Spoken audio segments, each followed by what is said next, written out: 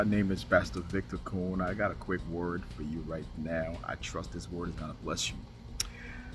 Do you believe that past victories can be a paradox? Can be a basis of you being stagnated in a particular condition and position in your life?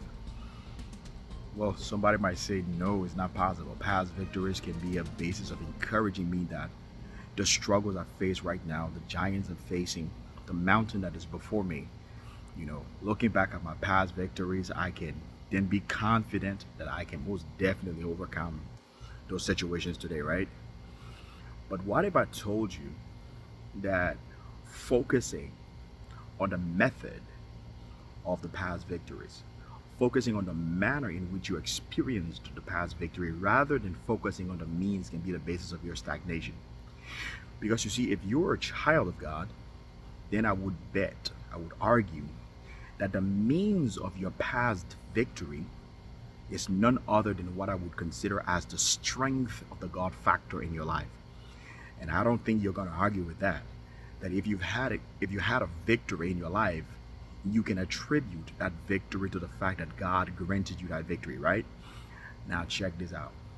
If God is the means of your victory, don't forget that God is a person.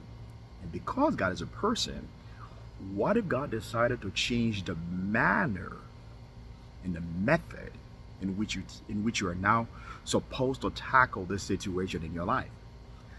Therein lies the point I'm trying to make.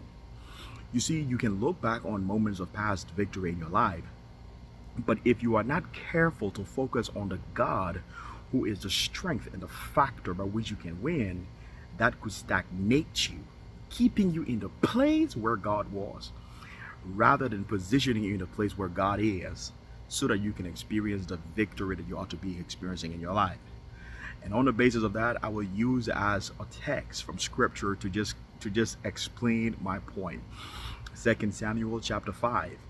The Philistines heard that David is now king over all of Israel, and they have decided to go down to the valley of the giants to set up a fight with David. First thing David does is inquire of the Lord, should I go up and fight them? Will you give them into my hand? And God says to him, go. David goes up, and what does he do? He wins a decisive victory against the Philistines. Guess what? They run away, they retreat, they regroup, they re-strategize, and they mobilize a second massive attack. What does David do the second time? Inquire of the Lord.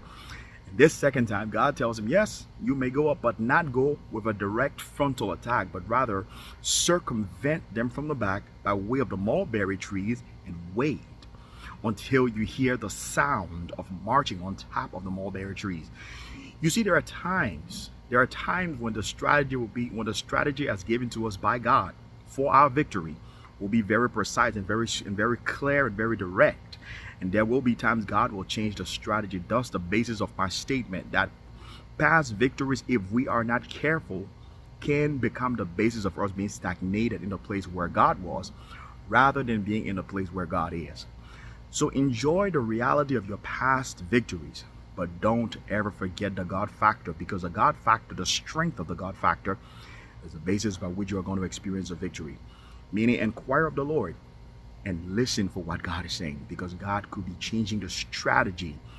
And if you adopt God's new strategy, I can guarantee you that nothing but victory is going to be your portion. I hope this word blesses you. I hope this word encourages you. I hope this word strengthens you. Be encouraged, be blessed, and take this as a caveat, because God is about to take you to a new season.